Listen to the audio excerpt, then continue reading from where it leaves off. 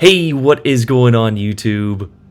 Ron here. We are back, ladies and gentlemen. And guys, do we have a truly epic replay for you guys here today? We are in the USS Vermont, the newest legendary tier battleship to come to World of Warships Legends, and she does not disappoint.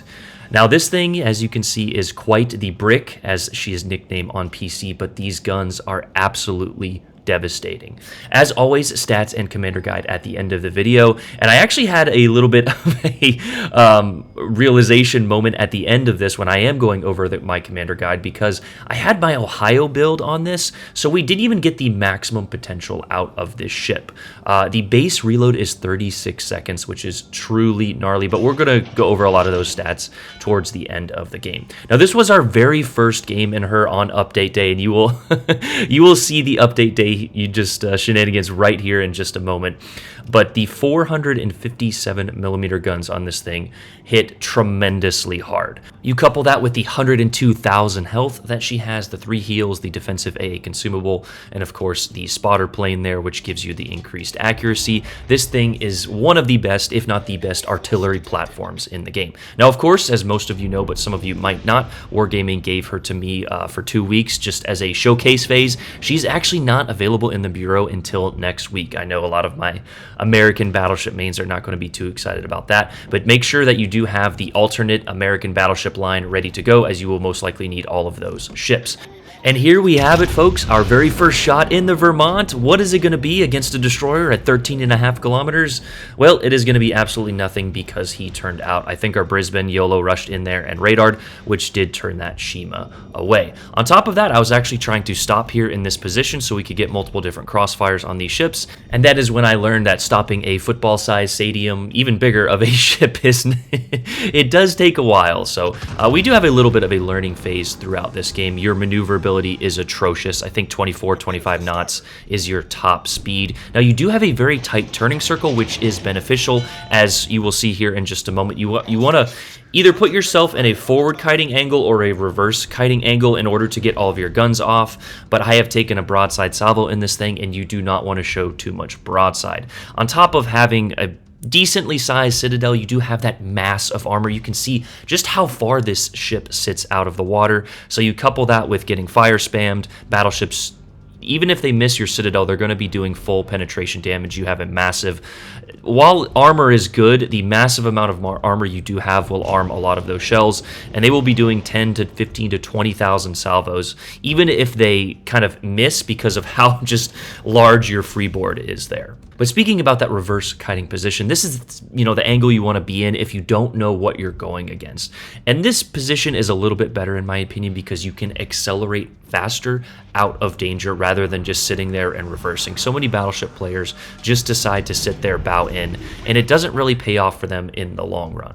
Positioning is going to be absolutely essential in this ship, as it is with any ship, but I say that as we hit our defensive AA consumable instead of our spotter plane here. I love when the buttons are in different spots, but positioning is going to be absolutely key, because if you put yourself in a wrong spot, you do not have the acceleration, and you are such a large target that you will get farmed very easily. As you see there, we kind of accelerated out of that shot a little bit, but that Ohio hit 2 shells for 2 full penetrations, which is 10,000 worth of damage. On top of that, we are now being spammed by a Worcester and a Colbert, which is definitely not an ideal situation, but we can see that this Worcester is sitting stationary behind this island. So we're going to aim the shot as best we think we can over this island. We're going to pop our spotter plane by pressing the right button this time. And what do we get? Guys, I thought it was going to be a pure deletion, and it almost was. 3 or 4 pens there with 6 over pens and only 1 citadel. If we're being honest, that guy should have been absolutely deleted, but that was 1 salvo there for nearly 35,000 worth of damage. So even without getting the best RNG and that Worcester getting a little bit lucky, you can still see that this broadside is something you absolutely have to pay attention to. And guys, like I said at the beginning, stay tuned, because we rack up a massive damage total here, high caliber depth strikes, all of the fun stuff. But at this point in the game, our team has actually done a decent job of trying to reposition. This Colbert did ask for my help. Now, I could have stayed in this position, but as you can see, all of these ships are now bow tanking and facing down towards the Charlie Cap. So what I am doing is I'm going going to reposition and try and get on their broadside here. Now, of course, like we mentioned, repositioning in this thing is something that you want to think about well in advance because of how slow you are. If I would have done this a little bit sooner, we would have had a beautiful broadside on that Iwami and this Ohio here, but unfortunately, we're just slowly moving into this channel in order to get that crossfire.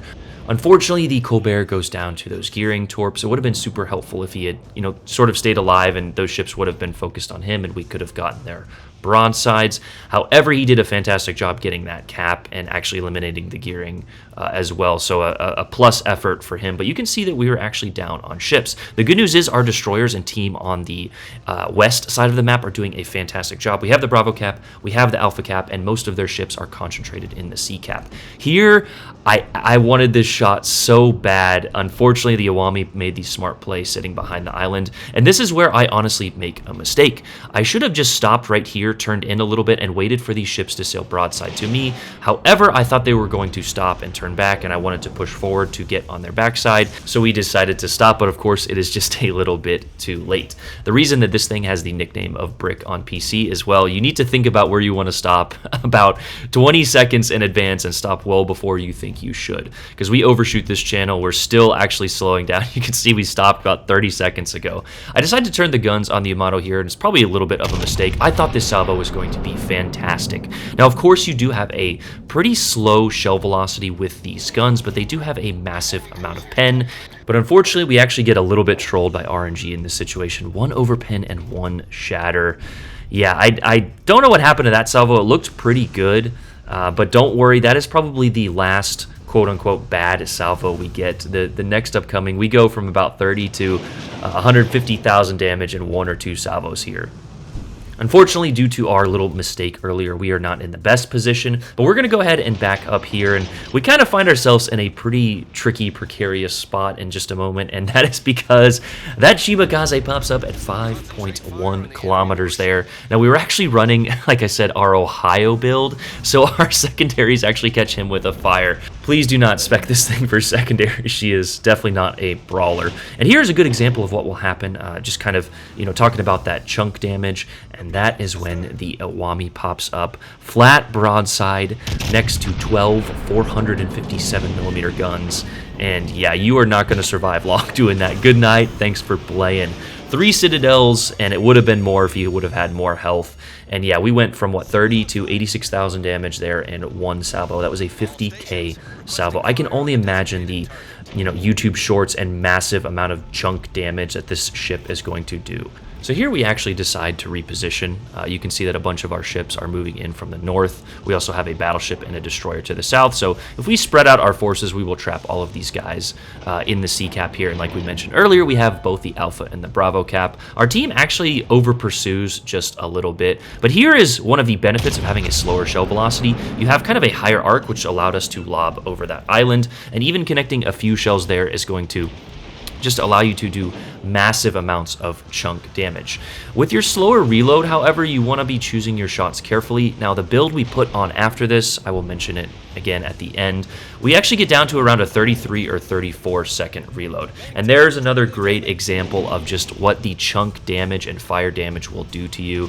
We were around 80,000 damage just a few moments ago, but between 2 or 3 salvos between an Ohio and a Yamato, we are now down to 36,000 HP. However, at this position here, which is called angle, for those of you who don't know angling, I had a comment the other day where I was in this position and this guy was like, the only thing I saw is you were flat broadside. But as you can see there, we actually bounced those 457mm shells from the Ohio.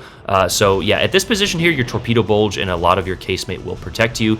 It's at that point which our secondaries go off, and I realized that Shimakaze probably torpedoed me. I don't know what the gearing was doing. He did end up managing to get the kill and a pretty good score, but I wish he would have got it a little bit sooner, because unfortunately I'd pre-turn out here in anticipation that Shimakaze did torp me. I am a new ship, I am a CC, and I'm just a battleship.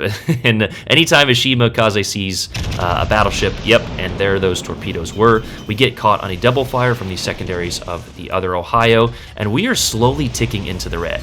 We get a beautiful salvo on that Colbert, 1 citadel, and yeah, good night, thanks for playing.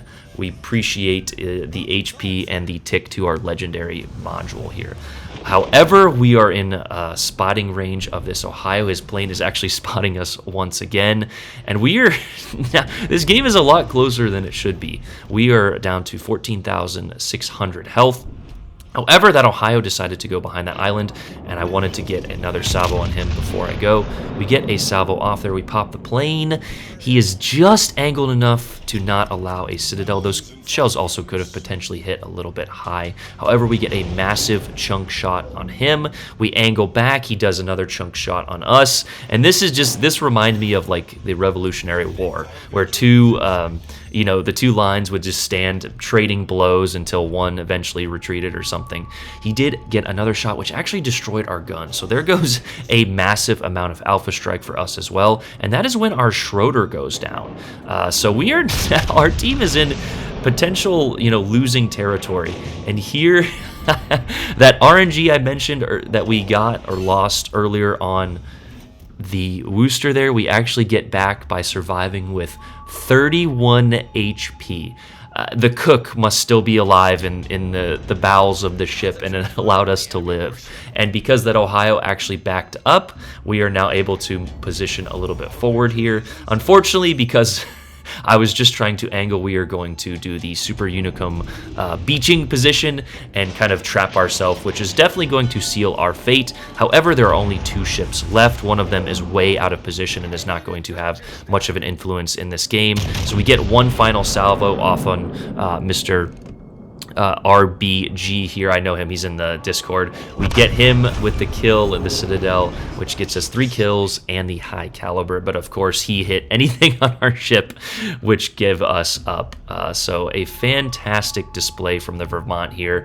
Probably not a textbook case of positioning, as you guys can see. I put myself in some potentially tricky spots, but by slowly maneuvering out of them and utilizing our turning circle, we managed 174,000 damage, 6 Citadels, a Dev Strike, and of course the coveted high caliber medal, which is always included in our first look videos. But here is the end of the game. A huge shout out to our team for coming in clutch. And I gotta say, for an update day, this was actually a pretty well-balanced game. If you look at the scores on both sides, we get second place actually with 2,700 XP, which is pretty fantastic for a battleship, in kind of gathering what all we did, attract a decent amount of damage, dish out a good amount of damage, and a huge shout out to our gearing, even though he could have killed Shima like 2 seconds earlier with a 28-60 there in first place. But the team scores are pretty good on both sides. And again, for update day, I will definitely take this over the next game I got, which we actually have a little funny video coming out about.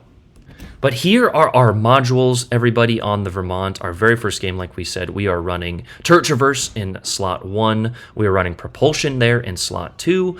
Concealment mod in slot 3, and of course the legendary artillery plotting room. I would consider, I truly think I'm going to try Reload, maybe with Azure Lane Colorado, but we will go over Commander here shortly. As you would see, is actually Azure Lane, New Jersey. I just think Colorado would be a little bit better. Here are our statistics, however, of the ship. 102,000 HP, a massive amount of HP. But here's the piece de resistance, the 4x3 12, 457 millimeter guns, 19.2 kilometer firing range, 36-second reload, and again, we changed that with a different build, with a 14,200 max AP Citadel value. And as we mentioned, this is the second hardest hitting broadside in the game, second only to Colombo, just because Colombo has 16 guns compared to the 12 on the Vermont here. This is, if you guys know the lines in this game, this is basically a Kansas on steroids. AE defense is 91. It's pretty good. It's an American battleship there. Maneuverability, as we mentioned, is mediocre, very slow. However, you do have a fantastic 850 meter turning circle there, is pretty fantastic. Concealment, your battleship 13.8 with concealment module. Let's go ahead and take a look at your armor here. 32 bow and stern. So you can easily be overmatched by Yamato, of course, but it's actually pretty protected by the torpedo bulges. 38 millimeters worth of armor on the bulges there. When angled, you can actually bounce, of course, as we showed in Game Ohio, and even Yamato. But here is the downside to having a lot of armor. All of that casemate is going to draw full penetrations at medium to long ranges from battleships and even cruisers. You will probably be protected from low caliber fire when slightly angled, but ships are just going to switch to HE and melt your superstructure. which is the reason that we actually chose our commander, which is Azure Lane, New Jersey. But here is Miss New Jersey and the perks we had selected. Unfortunately, our inspirations weren't doing much that game, but Flammable Cannoneer, Crisscross, Firefighter in the 3rd slot there, which is very important, especially for such a large ship like Vermont. And then Don't You Just Love It there in the 4th slot, which deals that extra damage to Citadels. Now, the build we will be running from the future with potentially trying an Azure Lane Colorado build. If you don't have these commanders, Sims is going to do just fine. But Angelo Icicino there, as well as Paulo Di Ravel, are the 2 that we actually chose after this, just for future references is what we'll be running for most likely for the foreseeable future. But this is the Vermont, guys. I hope you guys enjoyed this first look video, first day on the new job as well. So I will probably not see you guys tonight on stream because the hotel internet is not that great, but I hope you guys have a fantastic day. I hope you enjoy this first look. Like, subscribe, comment for future content. Everyone have a great day. I'm out. Peace.